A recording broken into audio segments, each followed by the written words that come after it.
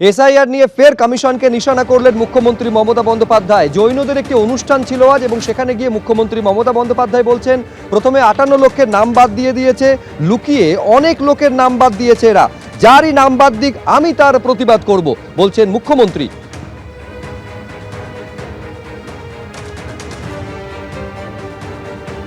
আজকে এসআইআর চলছে, অনেকের ভোটাধিকার বাদ গেছে।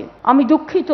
प्रथमे 58 लक्ष 58 लाख निकाल दिया, उसको बाद छुपा छुपा के, जो पहले रूल्स ही नहीं था, लॉजिस्टिक डिस्क्रिपेंसी नाम पे 50 लाख नहीं वो 80 लाख होगा।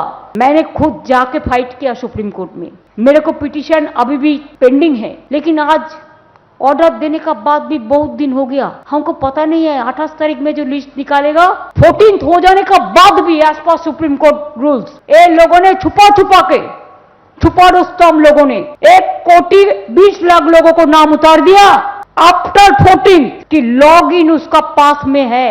मेरे को देखना नहीं है कौन तृणमूल है, कौन बीजेपी है, कौन सीपीएम है, कौन हिंदू है, कौन मुस्लिम है, कौन जैन है, कौन सिख है, कौन ईसाई हो। मेरे को देखना है कि लोकतंत्र बर्बाद ना हो और जनता का अधिकार प्रतिष्ठित रहे। चाहे किसी को भी निकाल दिया, मैं उसको खिलाफ में हूं, जो भी है।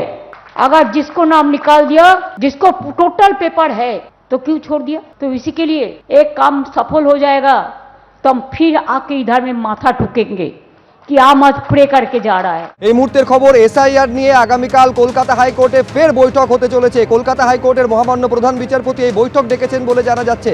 সৌভিক মজুমদার আমাদের প্রতিনিধি বিস্তারিত বলতে পারবেন এই নিয়ে। তার মানে সর্বোচ্চ আদালতের নির্দেশ পর তৃতীয়বার বৈঠক হতে চলেছে কলকাতা হাইকোর্টে। সৌভিক, দেখো, একদমই আগামীকাল কলকাতা হাইকোর্টের মাননীয় বিচারপতি সুজয় পাল তার নেতৃত্বে এই বৈঠক তৃতীয়বারের জন্য হবে। যেমনটা তুমি জানো যে এর আগেও বৈঠকে রাজ্যের মুখ্য সচিব, পুলিশের তরফ থেকে ডিজিপি এবং তার পাশাপাশি মুখ্য নির্বাচনী আধিকারিক তিনিও উপস্থিত ছিলেন এবং আগামীকালও এই যে মিটিং হবে সেই মিটিংয়ে এই উচ্চপদস্থ কর্তারা বা আধিকারিকরা তারা উপস্থিত থাকবেন এবং এছাড়াও নির্বাচন কমিশন এবং পুলিশ প্রশাসনের তরফে অন্যান্য উচ্চপদস্থ আধিকারিকদের উপস্থিত থাকার সম্ভাবনা রয়েছে।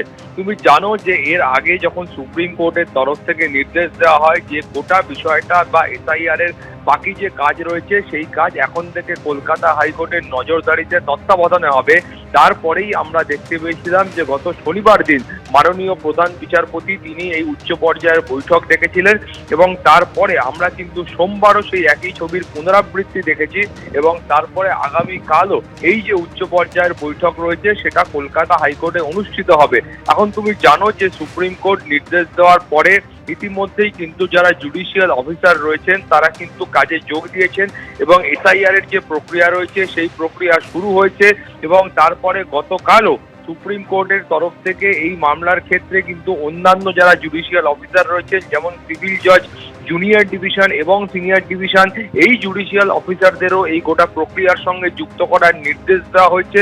ফলে এই গোটা প্রক্রিয়াটা কেমন ভাবে চলছে বা কোথাও কোনো ধরনের অসুবিধা রয়েছে কিনা সেই বিষয়টাও কিন্তু খতিয়ে দেখা হচ্ছে।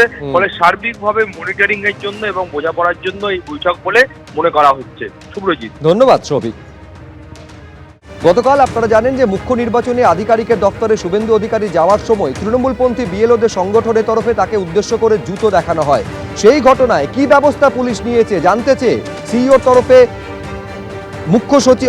তরফে পুলিশ কমিশনারকে চিঠি পাঠানো হলো। এই অবস্থায় পুলিশ কি পদক্ষেপ নিয়েছে জানতে চাওয়া হলো মুখ্য নির্বাচনী আধিকারিকের দপ্তরের তরফে। এদিকে বিরোধী দলনেতা তিনি প্রধান বিচারপতির দ্বারস্থ হয়েছেন, মামলা দায়েরের অনুমতি দিয়েছেন প্রধান বিচারপতি। আবার শুভেন্দু অধিকারীর বিরুদ্ধে থানায় নালিশ জানিয়েছে বিক্ষোভকারী সংগঠন।